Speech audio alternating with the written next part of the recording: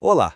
Sabe quando a gente vê um retrato profissional e fica maravilhado com aquela luz que parece esculpir o rosto da pessoa? Pois é, a resposta para esse efeito incrível pode ser bem mais simples do que parece. Hoje, a gente vai desvendar o segredo de dominar a iluminação usando uma única fonte de luz. Vamos explorar juntos as posições clássicas que têm o poder de transformar uma foto boa em uma verdadeira obra de arte. Essa é a grande questão, não é? Como é que se consegue aquele visual polido, tridimensional, cheio de vida? A primeira coisa que vem à cabeça é um monte de equipamento caro, setups super complexos, mas e se o verdadeiro segredo estivesse no caminho oposto, na simplicidade? É exatamente isso. O poder de um retrato impactante não está na quantidade de luzes, mas sim no domínio completo de uma única fonte. Vamos mergulhar fundo nisso e descobrir como essa abordagem, que parece minimalista, pode na verdade destravar um potencial criativo gigantesco. Bom, antes de sair posicionando a luz de qualquer jeito, a gente precisa afirmar a base, os fundamentos. Existem algumas regras de ouro que são essenciais para qualquer retrato ter aquela cara de profissional. Vamos dar uma olhada. A primeira regra é inegociável: consistência na temperatura de cor. Imagina só, misturar um flash, que tem uma luz mais branca, com a luz de uma lâmpada comum, que é amarelada. O resultado? Uma mistura de tons na pele que é um verdadeiro pesadelo para corrigir depois. Então, o primeiro passo, a base de tudo, é manter a mesma temperatura de cor em todas as fontes de luz. Isso já garante uma imagem limpa. E por que essa insistência em começar com a luz só? Simples, porque isso nos força a entender o elemento mais importante da fotografia, que não é a luz, e sim a sombra. Com uma única fonte, a sombra se torna a nossa principal ferramenta. É ela que vai esculpir o rosto, criar profundidade, definir a composição.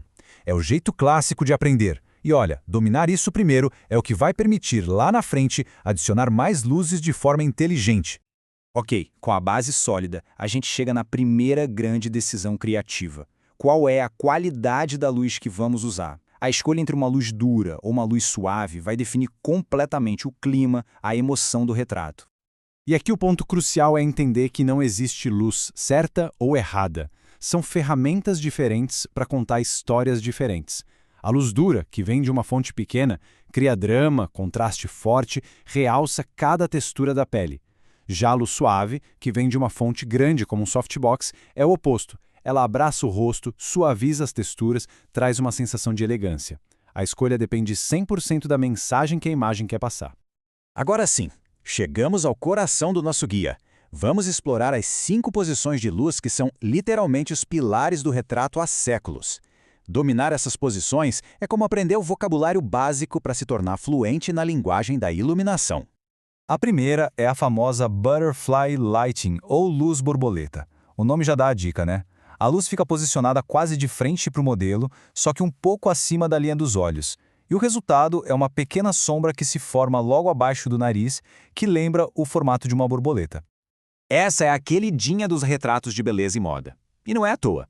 Ela cria um efeito super glamouroso, suaviza a pele e define as maçãs do rosto de um jeito muito sofisticado.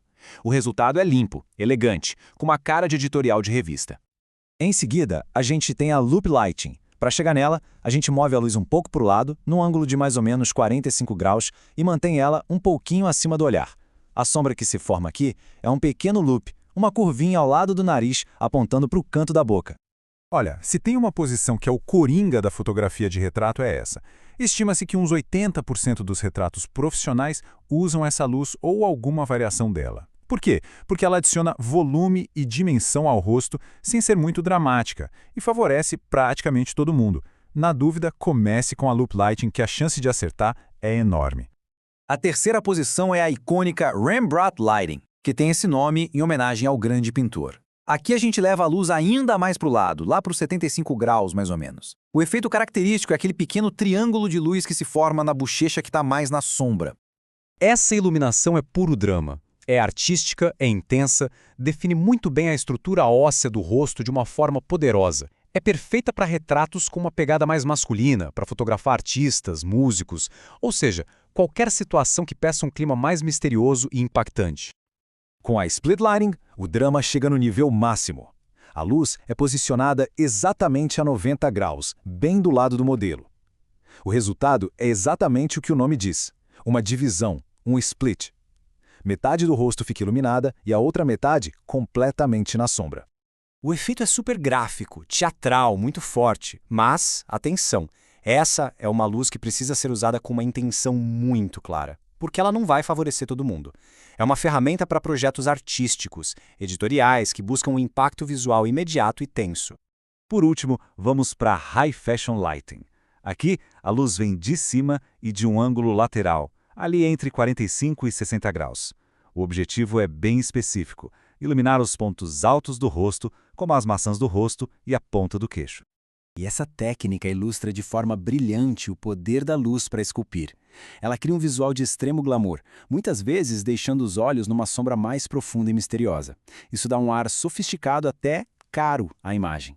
É perfeita para editoriais de moda e funciona muito bem com pessoas que têm uma estrutura óssea bem definida. Bom, conhecer toda essa teoria é fundamental, mas a verdadeira maestria só vem com a prática. Então, como é que a gente transforma todo esse conhecimento em uma habilidade que sai no automático, de forma intuitiva? Para que essas posições entrem no sangue, a prática deliberada é o caminho. É legal reservar um tempo só para isso. Primeiro, organize o setup com calma. Depois, fotografe um pouco em cada uma das 5 posições, observando bem o que cada uma faz. E por fim, escolha as 2 que mais gostou e passe 1 hora só brincando com elas. Mude a altura, a distância, o ângulo. É essa repetição que constrói a intuição e a confiança para usar a luz certa na hora certa. E para a gente fechar, fica uma reflexão importante. Essas técnicas que vimos não são uma modinha. Elas são a base da linguagem do retrato, usadas por pintores e fotógrafos há séculos.